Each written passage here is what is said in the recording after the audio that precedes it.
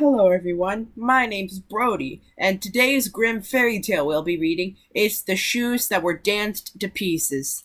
There was once upon a time a king who had 12 daughters, each one more beautiful than the other. They all slept together in one chamber, in which their beds stood side by side, and every night when they were in them, the king locked the door and bolted it. But in the morning, when he unlocked the door, he saw that their shoes were worn out with dancing, and no one could find out how that had come to pass. Then the king caused it to be proclaimed that whosoever could discover where they danced that night should choose one of them for his wife and be king after his death. But that whosoever came forward and had not discovered it within 3 days and nights should have forfeited his life. It was not long before a king's son presented himself and offered to undertake the enterprise. He was well received, and in the evening was led into a room joining the princess's sleeping chamber. His bed was placed there, and he was to observe where they went and danced, and in order what they might do nothing secretly or go away to some other place, the door of their room was left open. But the eyelids of the prince grew heavy as lead, and he fell asleep, and when he awoke in the morning, all 12 had been to the dance, for their shoes were standing there with holes in the soles. On the second and third nights it fell out just the same, and then his head was struck off without mercy. Many others came after this and undertook the enterprise, but all forfeited their lives. Now it came to pass that a poor soldier who had a wound and could serve no longer found himself on the road to the town where the king lived.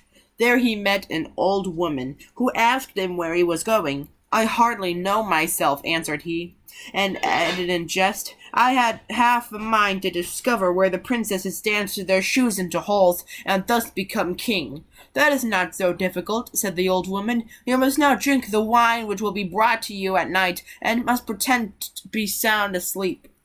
With that she gave him a little cloak, and said, "If you put on that, you will be invisible, and then you can steal after the 12. When the soldier received this good advice, he went into the thing in earnest, took heart, went to the king, and announced himself as a suitor. He was as well received as the others. The royal garments were put upon him. He was conducted that evening at bedtime into the antechamber.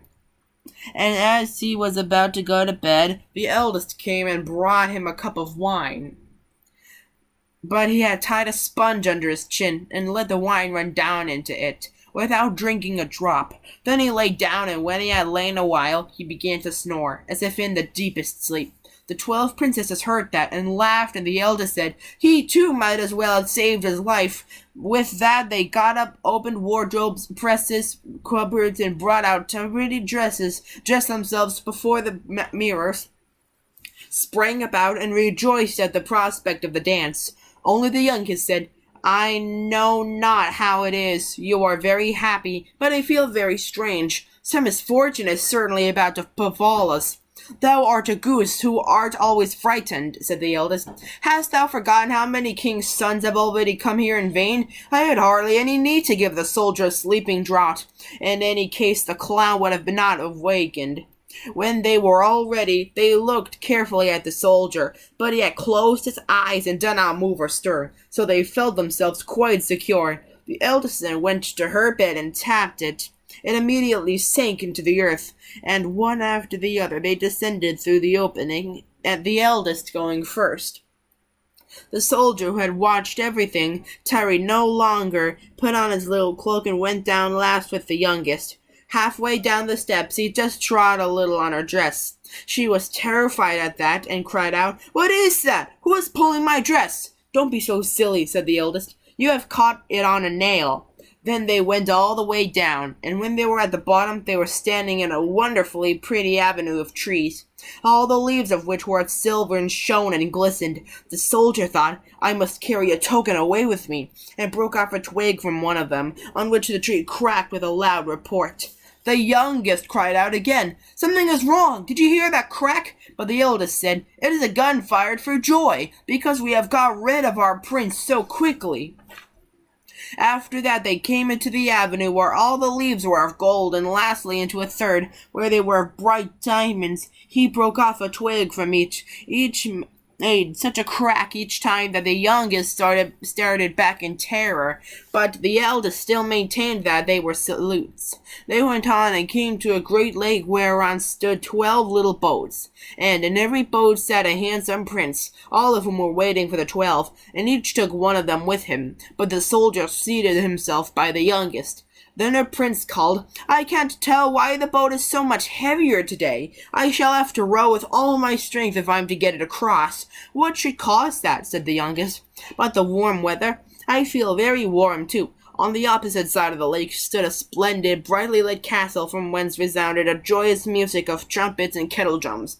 They rowed over there, entered, and each prince danced with the girl he loved, but the soldier danced with them unseen, and when one of them had a cup of wine in her hand, she drank it up, so that the cup was empty when she carried it to her mouth.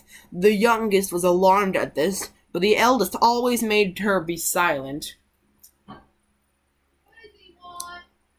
They danced there till 3 o'clock in the morning, when all the shoes were danced into holes, and they were forced to leave off. The princes rowed them back again over the lake, and this time the soldier seated himself by the eldest. On the shore they took leave of their princess, and promised to return the following night.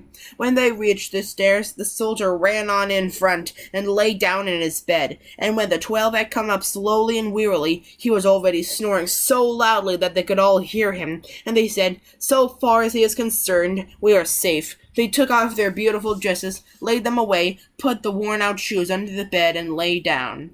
But next morning the soldier was resolved not to speak, but to watch the wonderful goings-on, and again went with them. Then everything was done just as it had done the first time, and each time they danced until their shoes were worn to pieces. But the third time he took a cup of wine away with him as a token. When the hour had arrived for him to give his answer, he took the 3 twigs and the cup, and went to the king, but the 12 stood behind the door, and listened for what he was going to say. When the king put the question, "Where have my 12 daughters danced their shoes to pieces in the night?" he answered, "In an underground castle with 12 princes, and related how it had come to pass, and brought out the tokens. The king then summoned his daughters, and asked them if the soldier had told the truth, and when they saw that they were betrayed, and that falsehood would be of no avail, they were obliged to confess all. Thereupon the king asked which of them he would have to wife.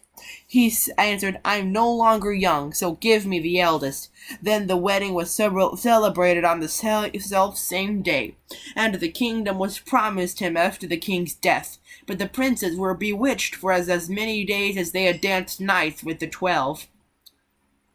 Be sure to like, comment, subscribe, and hit the notification bell, so that way you won't miss any of my new episodes. This is Brody, signing out.